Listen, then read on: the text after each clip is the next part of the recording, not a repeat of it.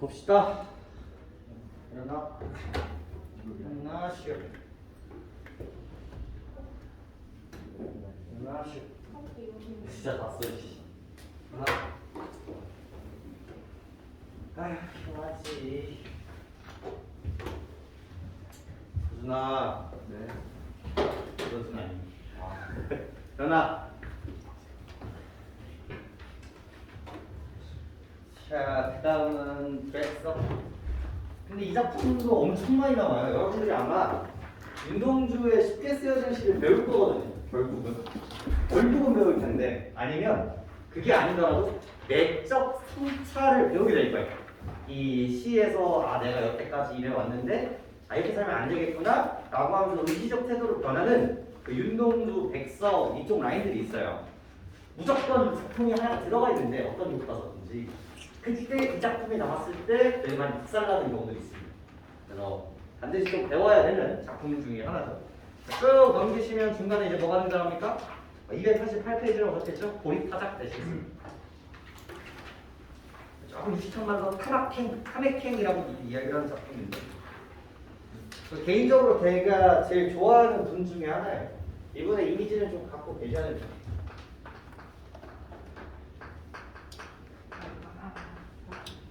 제가 이분을 좋아하는 이유는요, 기득권임에도 불구하고 기득권이지 않은 사람들에 대한 시선을 보고 있었어요. 사실 사대부층들이 백성들을 진심으로 생각하는 것은 진짜 있을 수 없는 일이거든요. 왜냐면 난 기득권이잖아. 그러니까 나만 결국은 잘 먹고 잘 살면 상관이 없는 거예요. 그 아래에 있는 백성들이 어떻게 굴러가도 상관이 없는 거죠. 지금 오늘날도 마찬가지인 거예요. 위쪽 세대의 사람들이, 위쪽 라인의 그런 정치인이라든지 변호인이라든지 기득권 세대들이 우리 아래쪽에 있는 사람들이 어떻게 굴러가도 상관이 없어요. 그냥 자기들만 행복하면 되는 거니까. 근데 이분은요, 사대부임에도 불구하고 백성들의 관심이 되게 많았던 분이었고요. 그리고 이제 실학적인 관점들, 그 유학이 아닌 것들에 대한 것들도 되게 잘 이제 흡수했었던 분이라고 생각하시면 됩니다. 저는 시대적으로 난 사람이에요. 시대가 난 천재, 우리나라의 몇 안 되는 천재라고 생각하시면 돼요. 이 글의 주제는요, 나의 가치. 그러니까 여태까지의 그런 양반들이 이런 도, 나의 이상향 이런 것들이 어디에 있다라고 생각했어요? 우리 이황 선생님 거 기억나시나요? 도산신부 혹시 기억나나요? 그 사람들의 포인트는 뭐예요? 자연친화 그리고 학문 수양 이 두 가지였단 말이에요. 하지만 그거에 대해서 반발을 드는 거예요. 벼슬길, 속세 혹은 그런 것들에 있는 가치가 있는 것들이 아니라 우리 농민들이 열심히 하고 있는 노동에 진정한 가치가 있구나. 그리고 그 과정이 난 과거에는 그걸 몰랐는데 이걸 보니까 깨달았다 라는 자기 성찰을 기반으로 하고 있기 때문에 정말 많이 나온 작품 중에 하나입니다. 그래서 쉽게 쓰여지는 시와 같이 연결되는 작품인데 쉽시는 사실 우리 엄청 많이 했잖아요. 나중에 이제 백석고 하실 때 내신할 때 조금 더 디테일 해보고 오늘은 이 백석과 이 보리타작 정도만 조금 챙겨가실 필요가 있을 것 같네요. 천천히 봅시다. 보리타작 여기서 이제 화자가 정약용이 만든 가상의 화자가 이 농민들의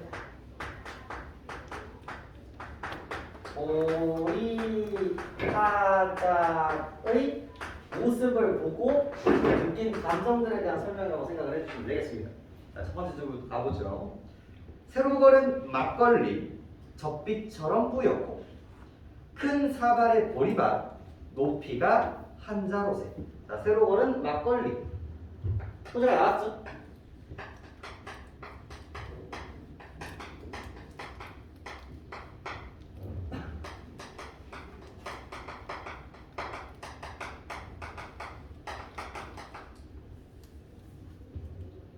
뿌옇고 좀 소재를 봅시다. 고사라서 조금 어려워요. 자, 막걸리라는 소재가 나왔어요. 자, 원래는 얘를 어떻게 다루면 됐었어요? 술이라는 소재, 주라는 소재가 나오면 얘는 원래 어떻게 다루면 됐었다? 풍류, 자연 친화적으로 다뤘으면 됐단 말이에요. 아니면 현실 도피, 청산별곡 마지막에 술 마시면서 이제 도망가는 그런 이미지로서 사용되던 것들이 여기서는 그 아래에 있는 이 보리밥이랑 연동돼서요. 얘랑 같이 연동돼서 농민들의 실생활 어휘로 정리하시면 됩니다. 실제로 이 사람들이 노동을 하면서 뭘 먹어요 중간에? 야채 같은 것들을 먹죠. 새참 같은 걸 먹는단 말이야. 그래서 그때의 장면들이라고 생각을 하시면 되겠고, 그리고 이 장면을 어떻게 표현하고 있어요? 젖빛처럼 뿌옇고 두 가지가 이제 같이 나오고 있죠. 무슨처럼. 무슨 너희 학교 거 아니야? 지금 뭐 하고 있어? 펜 안 들어? 색형닷컴이 지금 중요해? 이게 뭐예요? 직유법 사용하고 있고요.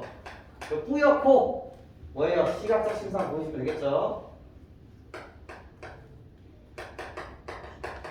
이 작품 나머지 학교분들도요. 그리고 정말밖에 없네. 정말도 이 작품을 요번 연도에 안 보면 내가 때려칠게.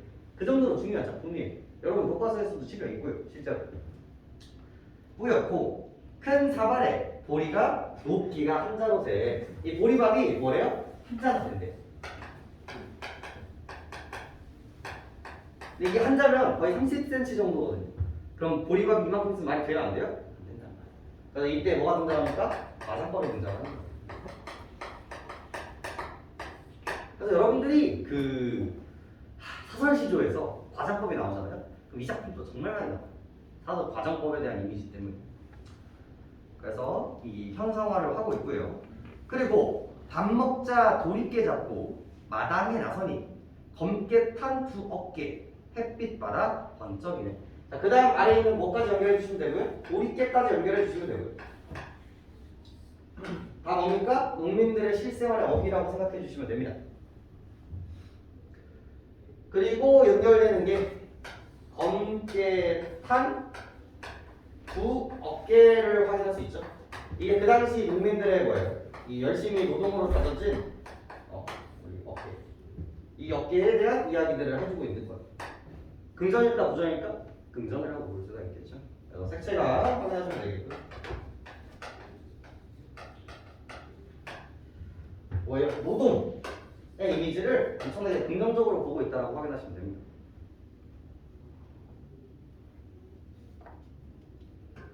그래서 이 장면에서 무슨 얘기가 진짜 많이 나오냐면요. 시각적 묘사라는 단어가 엄청 세게 등장합니다. 물론 여기서부터 여기까지 다 시각적 묘사예요. 다 시각적 묘사인데 특히나 이쪽 부분에서 제일 많이 나온다고 생각하시면 됩니다. 여기는 뿌옇다, 여기는 한자다, 여기는 검게탄 두 어깨, 전부 다 시각적 묘사라는 걸 우리가 확인할 수 있죠. 어라? 외부네. 그럼 만약에 뒤쪽에서 감정이 나오면 뭡니까? 선, 영, 후, 정이 만들어질 수 있는 확률이 매우 높아지는 작품이죠. 이런 부분. 실제로 성경전 때문이라도 되게 많이 배우는 작품 중에 하나예요. 두 번째. 저는 경치 묘사를 하고 있죠.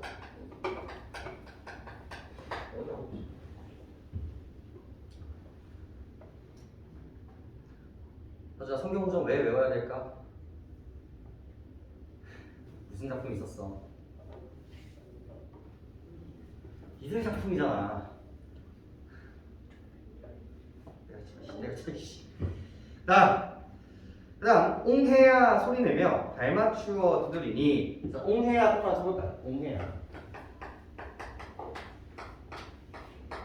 그때 노동을 하면서 뭘 부릅니까? 노동요를 부릅니다. 이 노동요의 청각적 표현이겠죠.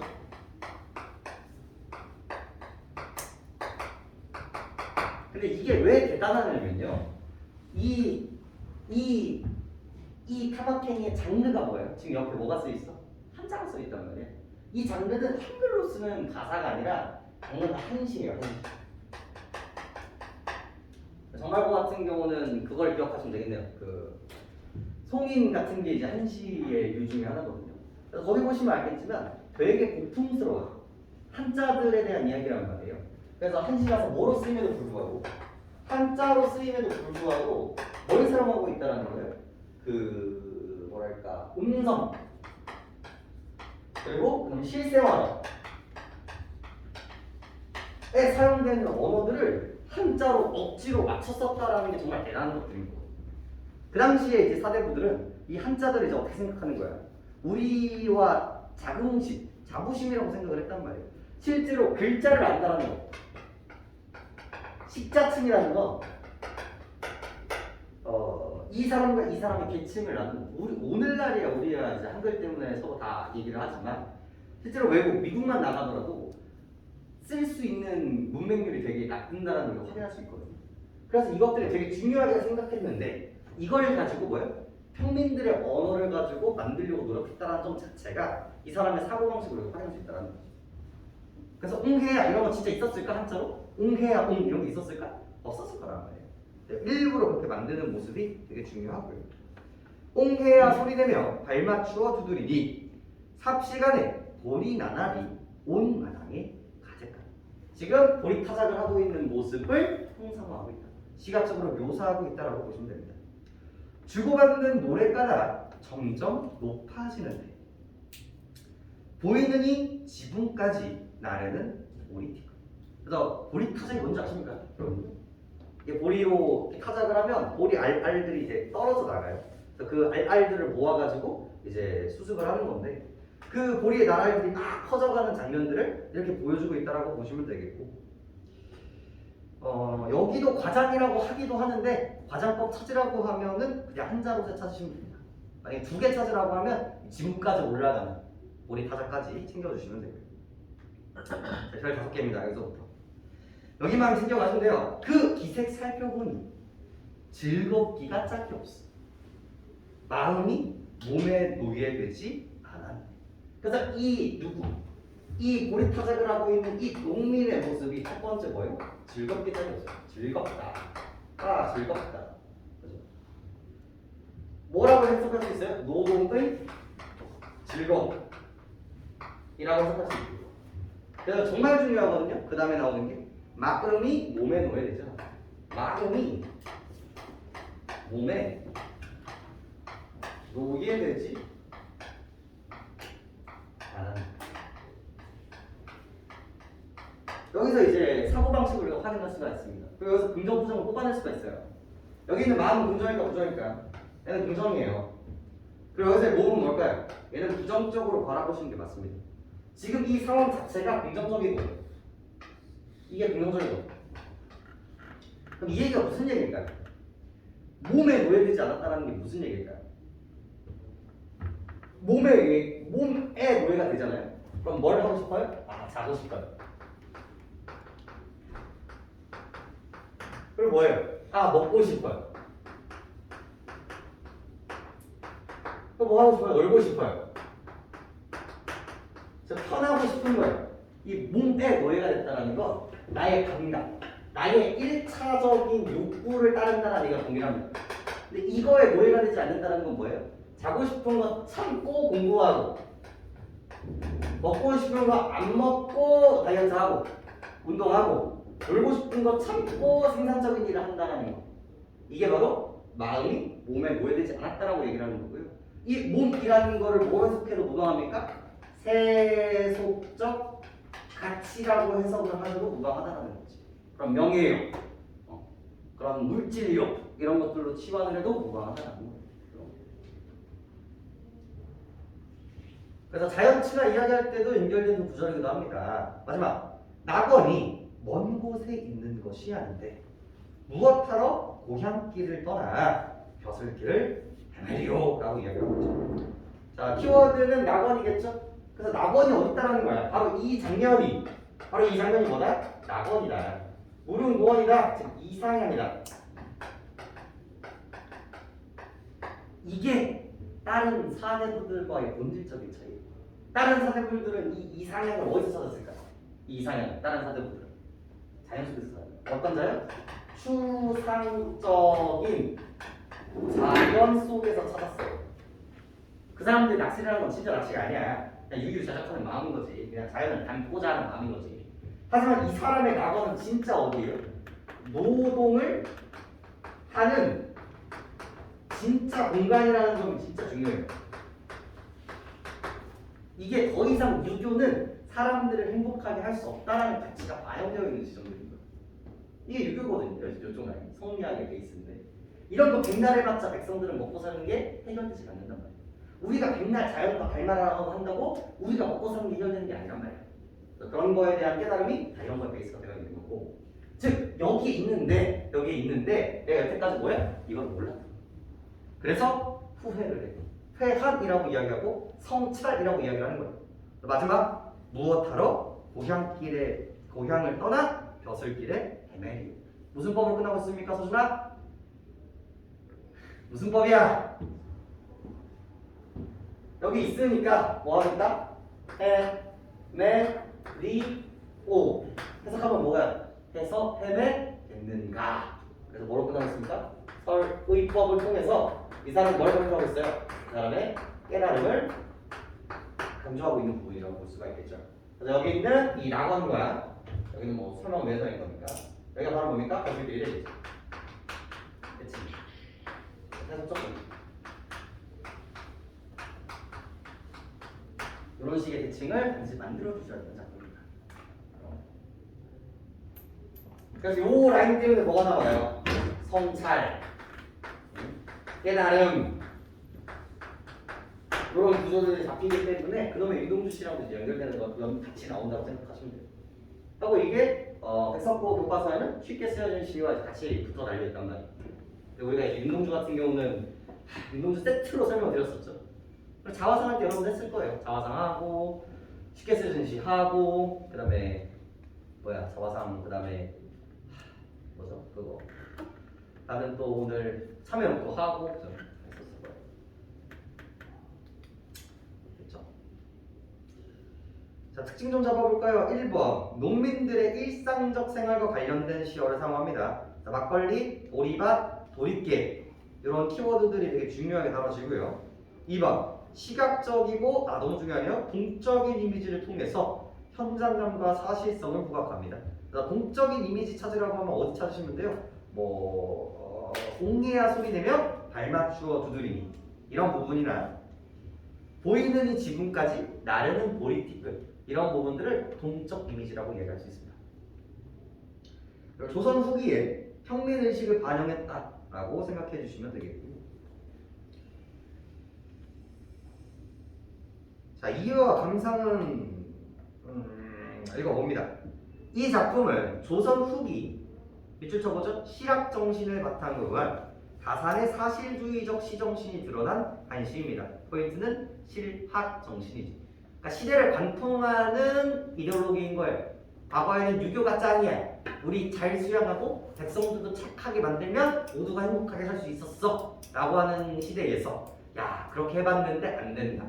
야, 인간적으로 먹고 사는 것부터 해결해줘야 되지 않느냐 라의 사고로 넘어가는 게 이 실학이라고 생각하시면 되겠습니다. 특히 한시의 한 종류인 행, 사물이나 감정을 거침없이 표현하는 형식이라는 형식을 사용하여 즐겁게 노동하는 농민들의 모습을 실만나게 묘사했습니다. 양반인 화자는 보리타작에 열중하는 농민을 바라보며 육체와 정신이 합일되어 있는 농민들의 노동하는 삶이야말로 참된 삶이라고 말하고 있고요. 이 과정에서 막걸리, 보리밥, 도리깨, 보리나달, 보리티끌과 같은 당시 백성들의 실생활과 관련된 시어를 구체적으로 표현을 하고 있고요. 농민들의 삶을 사실적으로 형상화합니다. 그래서 평민에 대한 화자의 친밀한 태도와 가까운 애정들을 확인할 수 있죠. 화자는 건강한 농민들의 삶을 통해서 자신의 삶을 뭐하면서? 성찰하면서 인식의 변화를 얻게 되는데 변화가 나온다? 무조건이에요. 무조건이야. 무조건. 백석은 여기서 충분히 단답형 주관식 나올 수 있습니다. 여기서 새롭고 가치 있는 삶을 평민들의 모습에서 발명하고자 했던 작가의 선각자, 미리 앞서가는 사람으로서의 태도를 엿볼 수가 있었다. 그 아래는 선경, 후적이라는 이야기 강조해주고 있다. 넘겨볼까요?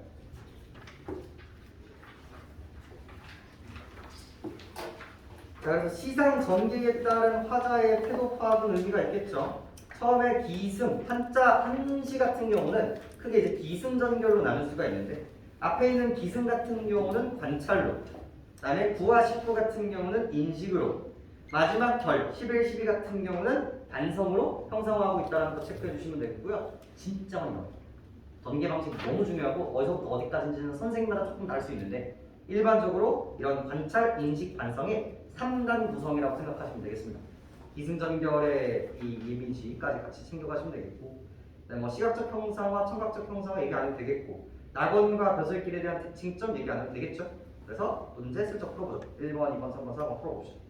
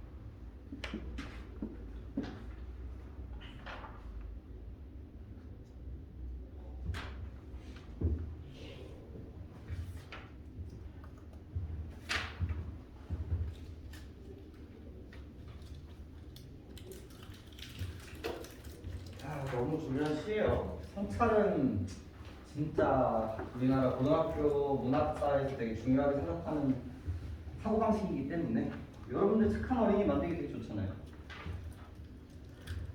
얘는 지금 부족하지만 이런 깨달음을 통해서 더 긍정적인 사람으로 바꿀 수 있다. 이게 이제 교육의 본질이자 국어의 문학의 가치이기도 하죠. 그래서 맨날 이런 작품들이 이제 나오는 거예요. 볼까요? 1번. 이 작품에 대한 설명으로 적절하지 않은 것은 맞는 얘기들도 다 중요하겠죠. 시각과 청각의 생동감 너무 맞는 얘기고요. 선경, 후정, 우리 선정, 후경 이런 거 조심하셔야겠죠. 네, 맞는 얘기겠고. 자연물의 인격을 보여야 나는 의인법은 없고요. 4번 실생활과 관련된 시어 중요하고요. 5번 과장법, 농민의 활달한 생활성 다 괜찮았습니다. 2번 나머지 다 괜찮고요. 5번 체크해 주시면 되겠죠. 사람들을 비판하기보다는 자기에 대한 성찰과 자기에 대한 반성이라고 생각을 하시는 게 맞겠죠.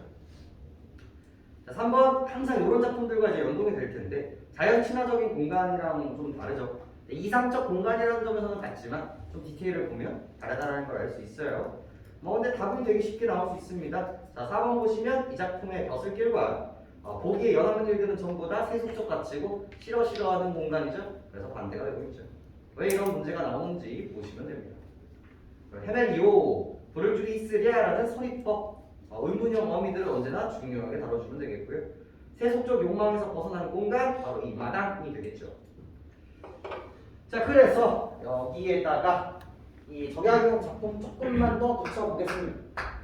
이 적양형 아저씨의 사고방식이 조금 더 직접적으로 들어가는 작품들이 고시 시리즈들이 있어요. 고시 시리즈. 이게 단순히 하나만 있는 것들이 아니라 1, 2, 3, 4, 5, 6, 7, 8이라고 넘버링을 붙여줍니다. 그 중에 좀 많이 나오는 작품들이 있는데, 자, 그 다음 장에 있는 고시, 뭐부터 볼까? 8, 7 보겠습니다. 7. 8 보겠습니다. 나 문제였다. 고시 7부터 보겠습니다. 풀이면, 그쪽 보시나요? 풀이면. 위는 괜찮아요. 다는 잘 안 나오는 편입니다. 나 봅시다. 풀이면 다 뿌리가 있는데 부평초만은 매달린 꼭지가 없어서. 자, 지금 대칭을 만들어주고 있죠? 풀이면 다 뭐가 있대요? 뿌리가 있대요. 하지만 부평초만은 뭐가 없습니까? 뿌리가 없대요. 자, 이 뿌리가 없다라는 이미지는 뭐예요? 정착할 공간이 없는 백성들을 의미한다고 생각하시면 됩니다.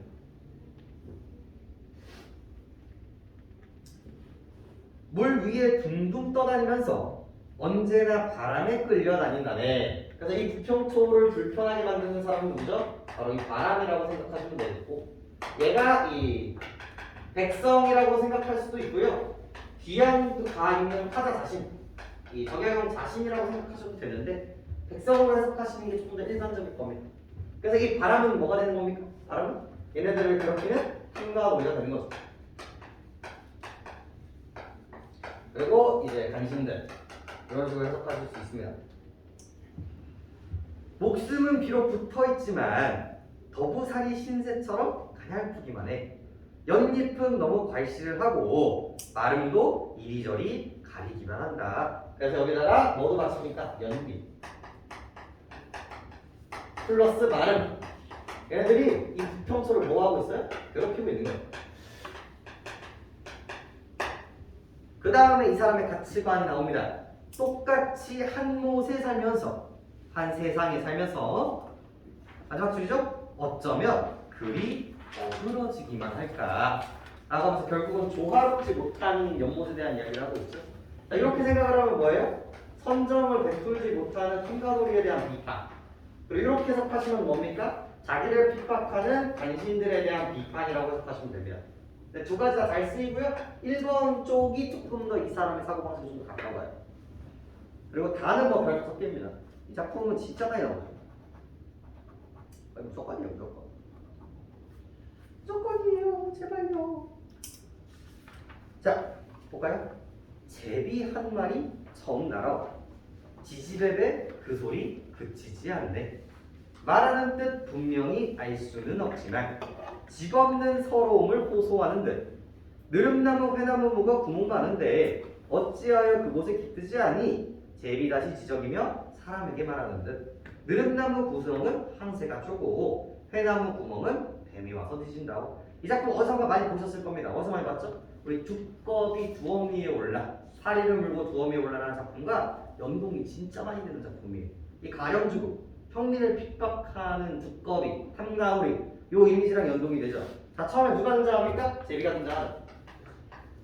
이 제비는 백성들을 의미합니다. 형민들을 의미하는 애죠. 제비가 날아와서 지지배배 그 소리가 그치지 않습니다. 말하는 뜻 분명히 알 수 없지만 집 없는 서러움을 호소하는 듯. 자, 이 제비의 포인트는 뭐예요? 집이 없는 거예요. 그럼 집이 없는 이유가 뭐겠냐는 거지. 양반들의 뭐이기 때문에 수탈을 당하기 때문에 이게 포인트가 되는 거죠. 자, 포인트입니다. 느릅나무, 회나무가 구멍 많은데 어찌하여 그곳에 깃들지 않니? 라고 화자가 뭐를 해요? 화자가 말을 건네고 있어요. 자, 그러면서 1번 뭐 잡히는 거야? 의인법 잡히는 거고요. 2번 뭐 걸리는 거예요? 대화체 잡히는 거죠. 맞지? 그리고 얘는 조심하셔야 되는 게 여기는 뭐이기도 해요? 대화이기도 합니다. 왜? 그 다음에 뭘 해줍니까? 제비가 대답을 해줍니다. 그러면서 인용구라고도 괜찮습니다. 그래서 이 말들을 인용하고 있다. 또 괜찮죠. 제비가 다시 쥐적이며 사람에게 말하는 뜻. 그래서 직유법도 깔리고요. 이런 조금 나왔을 때 아까 보리타작에서도 지우가 있었죠. 느릅나무 구멍은 황새가 쪼고 회나무 구멍은 뱀이 와서 뒤진다오. 그래서 누가 잡힙니까? 이 제비와 대칭이 만들어지죠. 이 바람과 똑같은 구조입니다. 그래서 황새와 내양 얘들이 여기 간신 탐가오리 내성직성을 가지고 있다고 보시면 되겠습니다. 그래서 이 사자성어 기억하시는 게 맞겠죠? 음에 가, 영, 주 이건 챙겨가시죠. 중요해요. 그 다음 보죠. 자, 그 다음 보시면 이제 탐진어가와 탐진초지효가 등장을 하는데요. 얘도 똑같은 결이에요. 결국은 농민에 대한 노동 이런 것들을 좀 초점화한 작품이고요. 네, 평가오리 개새끼 이런 뉘앙스를 같이 갖고 있는 작품이라고 보시면 돼요. 되게 현실 비판, 비평적인 작품들이고요. 그 당시 사대부에서 볼 수 없는 되게 현실적인 모습이라고 보시면 되겠습니다. 자, 보죠. 첫 번째. 계량포 봄물에 뱀장어가 많으시고 푸른 물결 일렁일렁 활선으로 잡아보세요. 지금 어때요? 봄물에 뱀장어가 많아요. 푸른 물결이 일렁일렁하는 활선으로 그것들을 잡아보자. 어떤 이미지가 잡혔다고 생각하시면 돼요? 풍경음입니다. 지금 뭐 하고 있어요? 어부라고 있죠. 즉 실질적 노동을 시의 소재로 채택하고 있는 거. 뭐가 좀 많이 닮았죠? 높새바람 산란이면 나란히 출항하여 막바람 불어오면 돌아올 때라네 라고 해서 이 노동에 대한 이야기를 하고 있다는 거에서 여기에 대한 뭘 보여주고 있다? 가치를 보여주고 있는 거예요. 현장감, 현실감을 보여주고 있는 작품이라고 보시면 되겠습니다. 그래서 뭐 주제의식을 뭐라고 보시면 됩니까? 어부들에 대한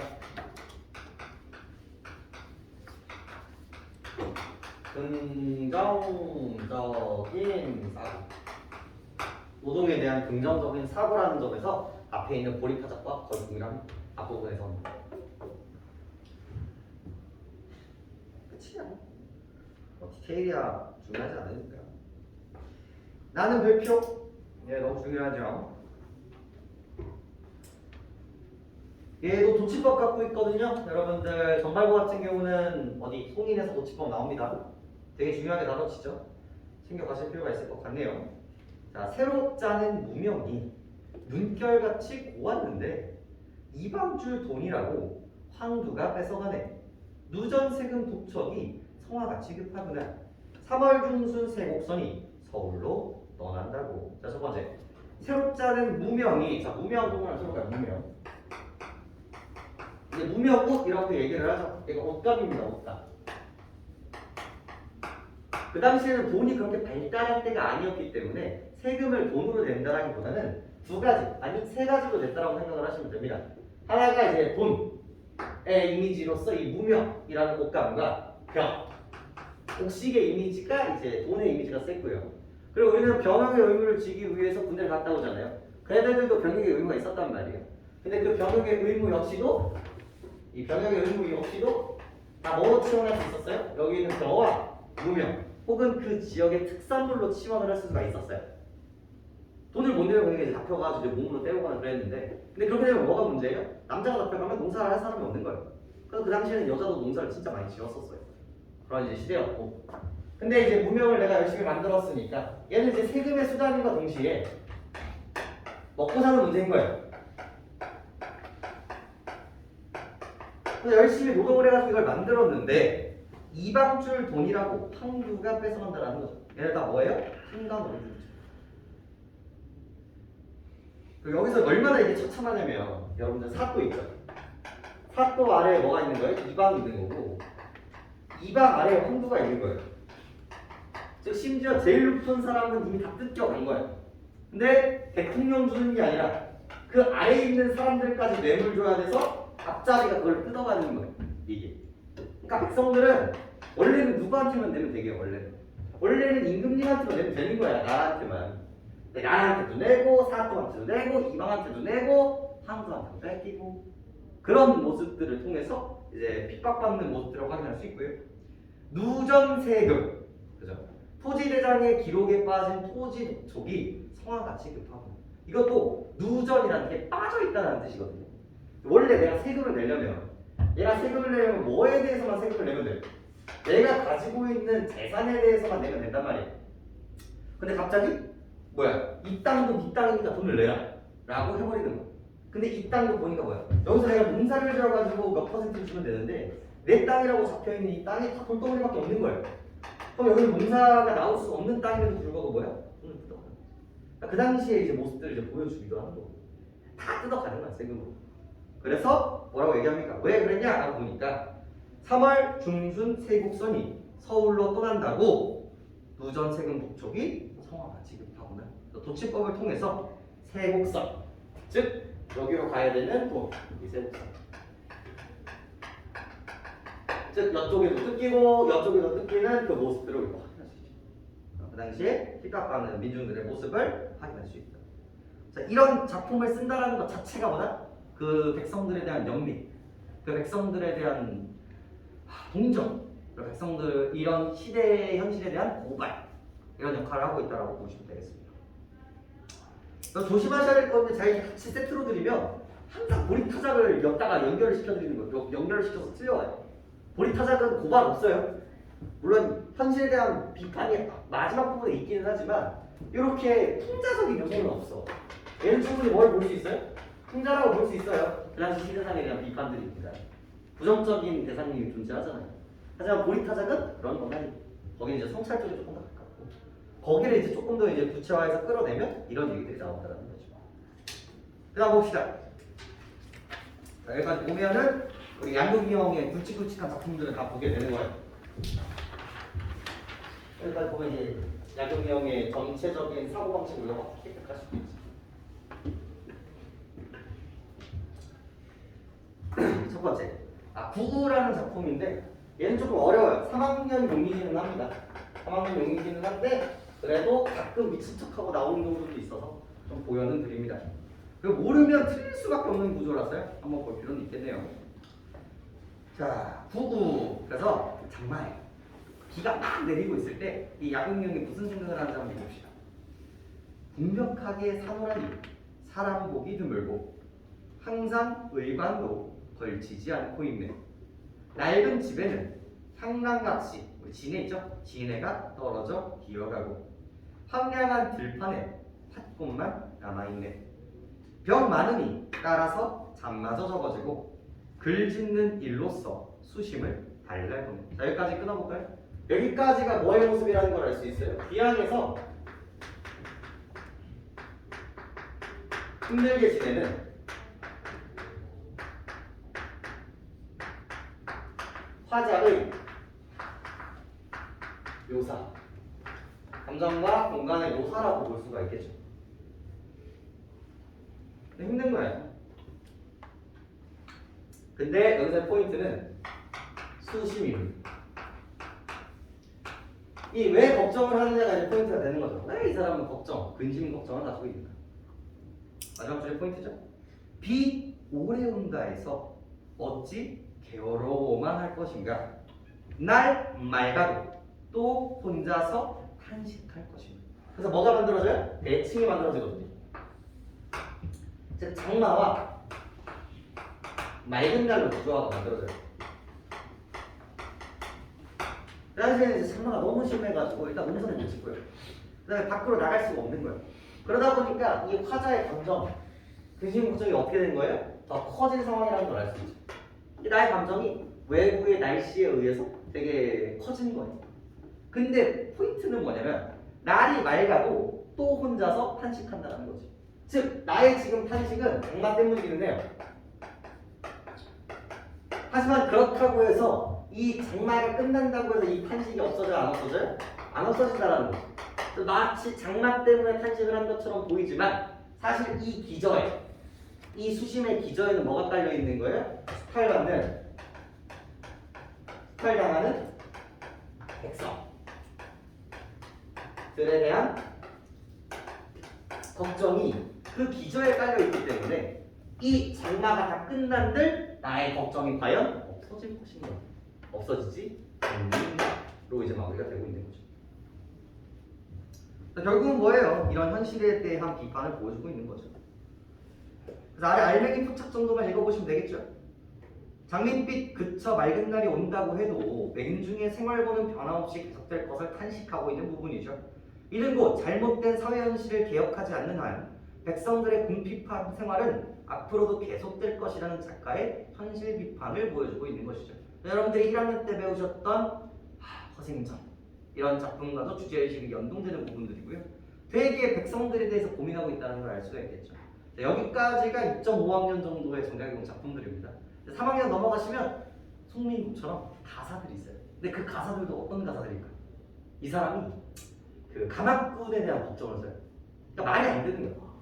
그 당시에 이 양반들은 절대로 걸어다니지 않았거든요. 다 뭐가 이제 데리고 다닌단 말이에요. 가마꾼이 끌고 다니는 거예요. 근데 얘네들 전문 가마꾼인가? 아니야. 얘네들 다 관아에서 차출당하는 애들이. 아까 전에 군역으로 세금을 낸다고 했었잖아요. 이게 세금 내는 방법 중에 하나였던 거예요. 이 사람 이제 어디 가신다 라고 하면 관아에서 개똥이 아버지, 철수 아버지 이렇게 모아가지고 너 오늘 일해라 라고 하면서 이제 일을 주는 거예요. 그럼 얘네들 데리고 이제 한라산이든 어디든 가는 거예요. 가마 타고. 우리 그 관동별곡에서 그 화자가 여러분 모르시나? 관동별곡 화자가 이제 가마 타고 간단 말이에요. 가마 위에 있는 자기가 이제 해피하지. 산을 그 가마를 들고 산을 타고 있는 그 아래 있는 가마꾼들 얼마나 힘들겠어. 근데 아무도 그 가마꾼에 대해서 글을 쓰지 않는데 우리 야경명이 이 가마꾼이 얼마나 힘들까에 대한 그 글을 씁니다. 가사. 그런 것들이 이제 EBS 수능 특강 같은 거에 실리고 이제 수능과도 연동성으로 보여주는 게 이 정약용 선생님의 확장성까지라고 보시면 돼요. 거기까지 보면 끝이에요. 뭐야 여기 선생님.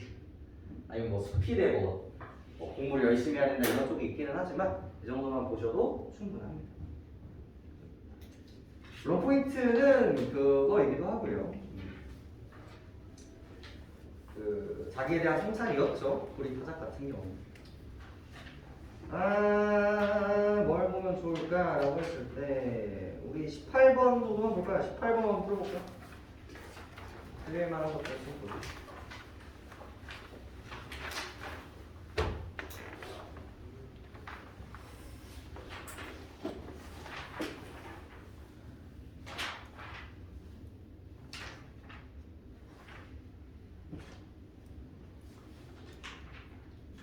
결국 이렇게 배워도 결국은 자연친화나 시조가 드러날 수밖에 없는 이유가 뭡니까? 속세적 가치는 싫고 이상적 가치를 추구해야 된다는 점은 물론 그 자연과 이 자연은 다르기는 하지만 비슷하다. 18번이요. 몇 번이야? 못 풀었어? 따로 해봐. 고민하고 있어요. 잘 풀어. 펜 들고.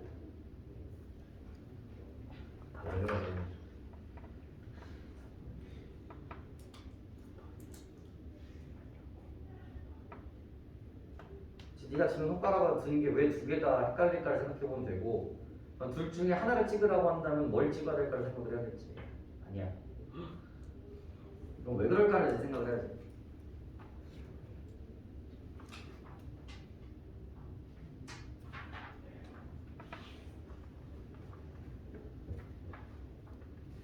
팔과 같은 문제는 진짜 어려운 문제예요. 하지만 근거들은 다 있죠.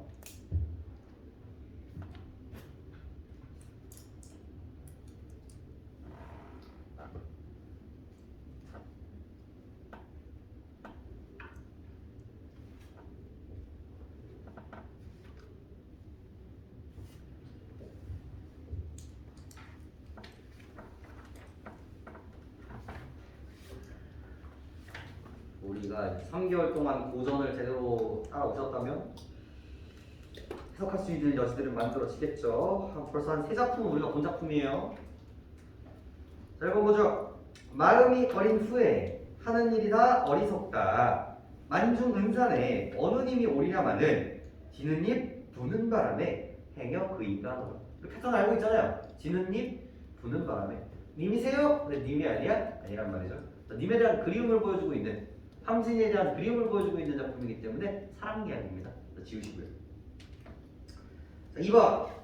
공명을 즐겨하지 마라. 국세적 가치를 추구하지 마라. 영욕이 반이로다. 욕심이 반이고. 부귀를 탐하지 마라. 위기를 밟을 것이다. 우리는 일신이 한가하니 두려운 게 없겠다. 답은 2번이 되죠. 속세꺼 싫어 한강 마음 좋아. 이런 구조를 가지고 있기 때문에 답은 2번이 되고요. 자, 만약에 2번이 없었다면 3번도 나쁘지는 않았어요. 하지만 틀린 이유는 뭡니까? 얘는 자연 추구, 이상향 추구라는 점에서 조금은 애매해. 2번 같은 경우는 속세가 싫어가 되게 명확했었죠. 그래서 3번은 조금 아깝고요. 4번도 사실 괜찮아요. 대추볼 붉은 굴에 밤은 어이 뿌드르며 떨어지며. 그래서 아까 전에 썼던 그런 생동감, 풍요로움 이런 이미지가 잡힙니다. 농촌에. 배 빈 그릇의 개는, 그러니까 별을 빈 구루터기에 개는 어이 다니는가. 술 익자 채장수 돌아가니 아니 먹고 어히아리라고 이야기를 하고 있죠.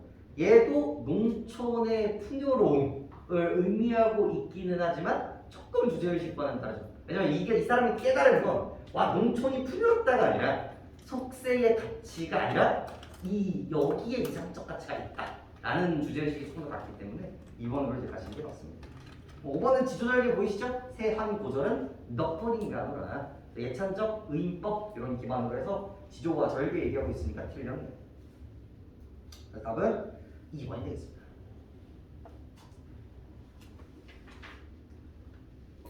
자, 28번까지 한번 보겠습니다. 28번.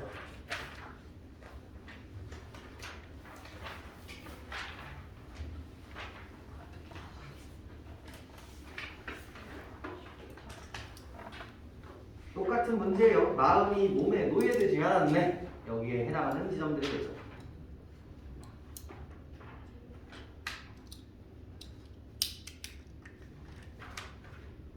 그래서 패턴이 조금 다르죠. 여기는 가오리가 가장 먼 것.